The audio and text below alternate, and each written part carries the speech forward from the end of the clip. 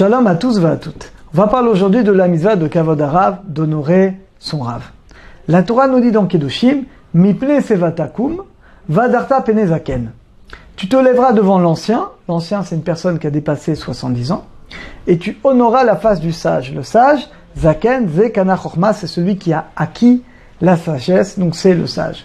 De là, on apprend qu'on a une mitzvah, de se lever devant un Rav, de l'honorer. Néanmoins, on va voir aujourd'hui dans quel cas et comment on peut contredire son Rav, ou un Rav en général. Alors d'abord, c'est basé sur un Tosfot, dans Nida, 14b. Tosfot dit que dans la Gemara elle-même, on voit beaucoup d'exemples où les élèves ont contredit leur maître.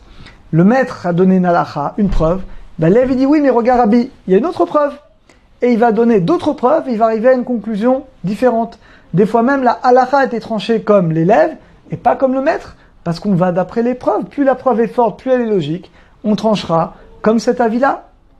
Si on prend des maîtres plus proches de nous, on a par exemple deux grands maîtres qui ont vécu il y a à peu près 200 ans, des géants de la Torah qui ont commenté le Shulchan Aruch de Rabbi Yosef Karo.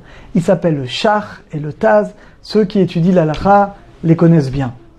Eh bien le Shach, tout son commentaire est basé sur le Taz, et la majorité de ses commentaires, il va contredire le Taz en annulant ses preuves, en amenant d'autres preuves. Et pourtant, dans l'introduction de son livre, Nekudat HaKesef, il dit qu'il a pour le Taz un amour, un respect extraordinaire, qu'il n'a rien contre lui. Il raconte même que le Taz est venu chez lui pendant 3 jours. Ils ont étudié jour et nuit, et chacun faisait à l'autre un respect extraordinaire. Ils s'embrassaient la tête tellement ils se respectaient.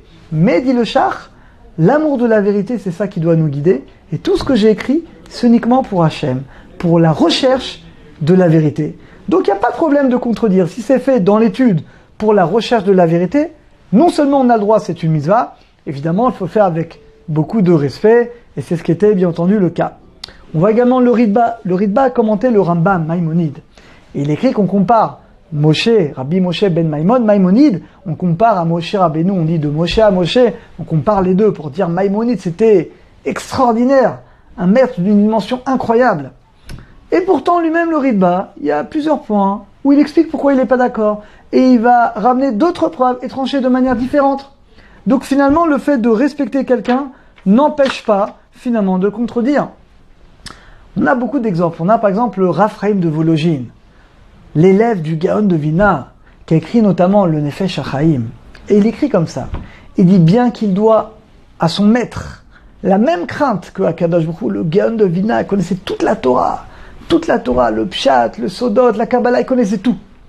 Et son élève Raphaïm de Vologine, il dit qu'il doit le respecter. Juste quand il dit son nom, il était déjà parti depuis longtemps, il tremble. Donc il avait pour son maître un respect, une crainte exceptionnelle, comme Akadosh Baruch Hu, comme dit Pirkei Avot. Et pourtant, il dit qu'il a reçu de son maître que dans l'étude, dans la halakha, c'est pas parce que quelqu'un de très très grand dit quelque chose qu'il faut l'accepter. Si on a des preuves différentes, qu'on peut arriver à des conclusions différentes, eh bien, il n'y a pas de problème. Et il y a certains exemples qui disent par exemple où les choses où le Gaon de Vilna ne permettait pas. Et lui, le Raphaïm de Vologine, il a trouvé des preuves à conforter un minag, une habitude, qui allait contre l'avis de son maître. Pourquoi? Il dit parce que l'essentiel, ça doit être finalement l'amour de la vérité. Plus récemment, le Rav Yosef Zichrono Livracha, les premiers livres qu'il a écrits, c'est Alichot Olam. C'est des livres sur le commentaire du Ben Ishraï. Et il a, entre guillemets, il a contredit beaucoup de décisions du Ben Ishraï. Ce qui lui a valu d'ailleurs des réactions terribles. Certains, beaucoup l'ont très très mal parlé. Il y en a même qui ont brûlé ses livres. Ça remonte à plus de 50 ans. En disant, mais comment ose-t-il contredire le Ben Ishraï? Et son maître, il est même tombé malade, le Rav Yosef Zichrono Livracha. Il en est tombé malade. C'est quelqu'un de très sensible.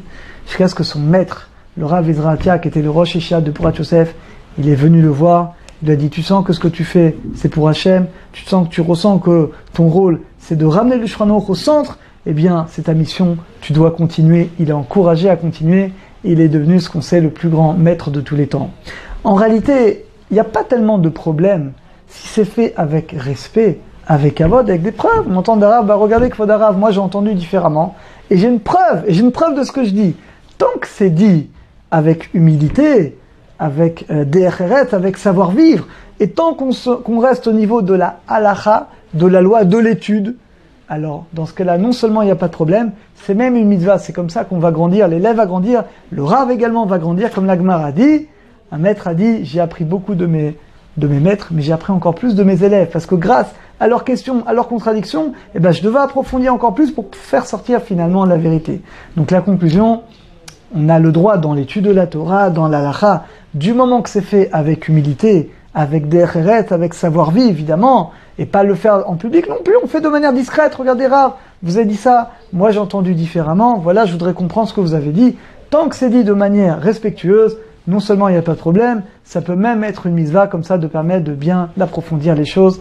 Alors vous êtes Hachem qu'on ait tous le mérite de bien approfondir l'étude pour faire sortir la vérité. À très bientôt, à tous et à toutes.